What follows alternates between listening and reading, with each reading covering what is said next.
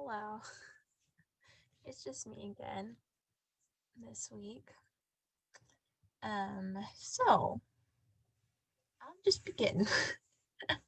um, I did question 1 and 2 about learn what messages did you learn about your gender from each of the following agents of socialization.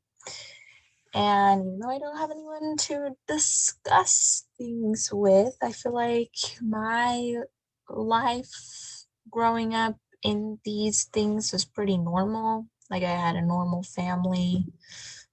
I went to a public school. I'm a member of the Church of Jesus Christ of Latter-day Saints. So I feel like that'll probably be similar. And then the guy I asked pretty much the same thing. So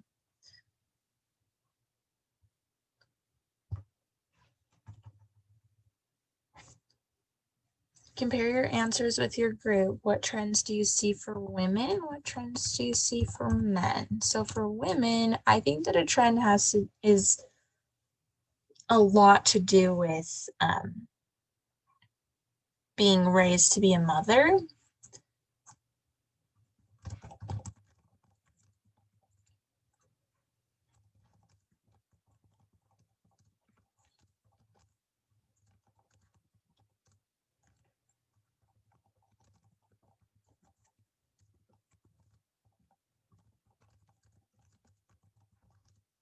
We're coddled as we grow up. We get a lot of second chances.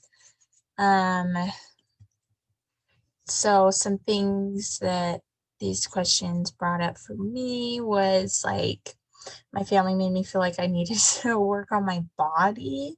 And that was like body and grades. That was the thing in my family. And I think a lot of my friends had that too. Um,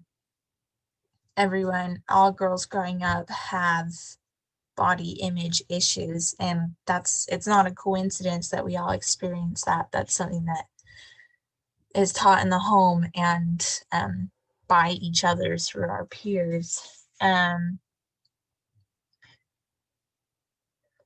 I think that school nowadays teaches us that education is just as important as anything else for women, whereas in the past us, it would have taught us that we just need to know the basics, I think. So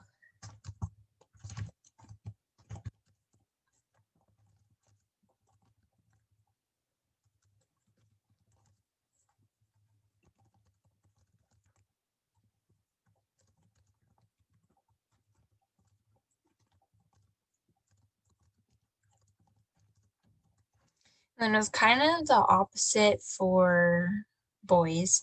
Um, the guy I interviewed talked about a lot about how he was expected to be the provider, to protect the family, he needed to toughen up and work hard in order to achieve the things he was meant to. And so it focused more on like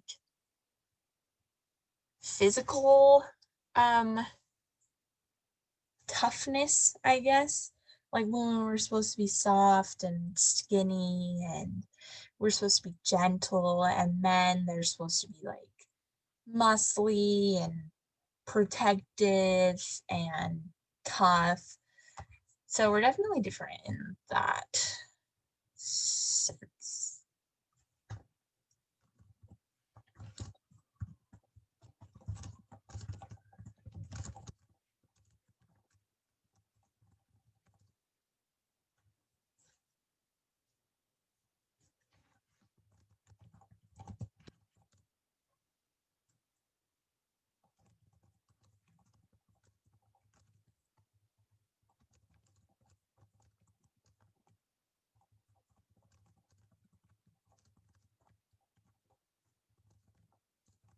I find it interesting that men are supposed to do it all. Like they're supposed to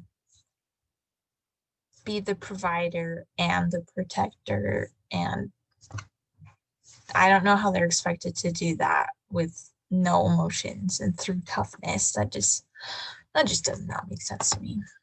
How do your findings fit with the contemporary views on gender, socialization, and delinquency explained in your text?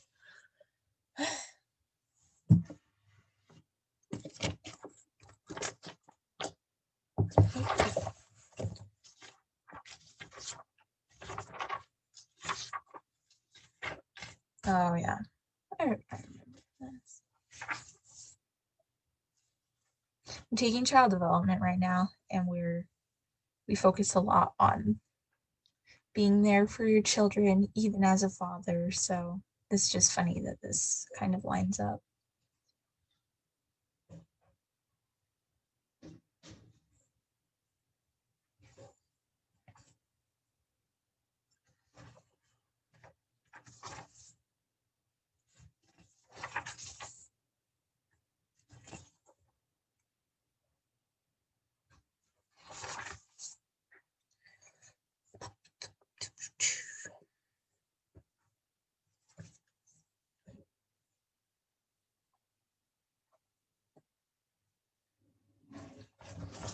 Okay. How do your findings fit with the contemporary views on gender, socialization, and delinquency explained in your text? One thing that stuck out to me when I read the chapter at the beginning of the week was that family has like a super big influence on how we turn out. And a lot of a lot of a lot of things that we learn are learned within the home. So this fits kind of perfectly because this is kind of been an unchanging path. Like, men were taught this by their parents, then they had kids and were taught this by their parents, and it just continues on. Yeah.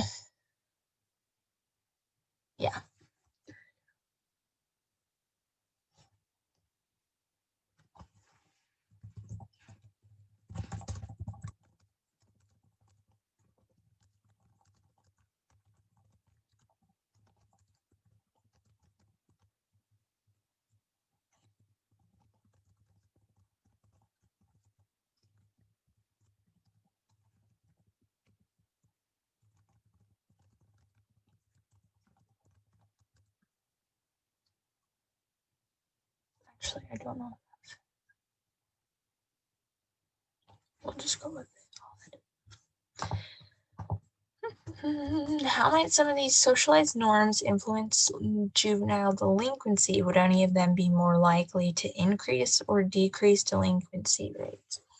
So I was on TikTok today and someone did like a little skit thing on like the reality of having strict parents. I grew up with strict parents, so I related to the girl in the video. And I've never really like had friends who relate to me in that sense.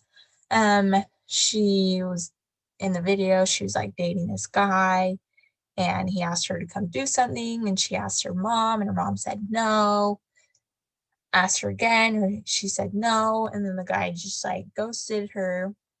And then he eventually told her that they could never spend time together, and like he didn't think it would work. And she had started having thoughts of like, maybe I should sneak out, maybe I should lie, those kind of things. And I definitely don't think that that is only related to relationships. Like, I definitely experienced not telling the whole truth when I was telling my mom something, because I knew if I did, she would say no. And I've never committed a crime, but those are stepping stones. And depending on how severe your situation is, can definitely influence juvenile delinquency. And so that like connects in my brain because we're talking about agents of socialization. I'm sort of focused on the home, but like it could definitely increase delinquency rates, or it could decrease them depending on how your parents or the people at your school handle the things that life gives you.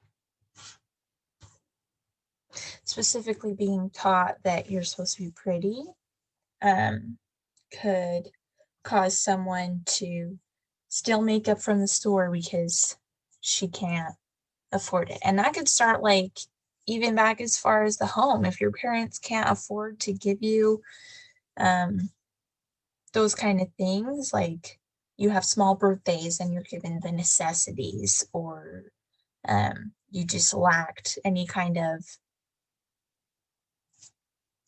extra something in the home that could cause you to not ask your parents for something or not feel like you can work for it, and then leads to thieving, robbery, and that, as we know, is another stepping stone. So that's just one example.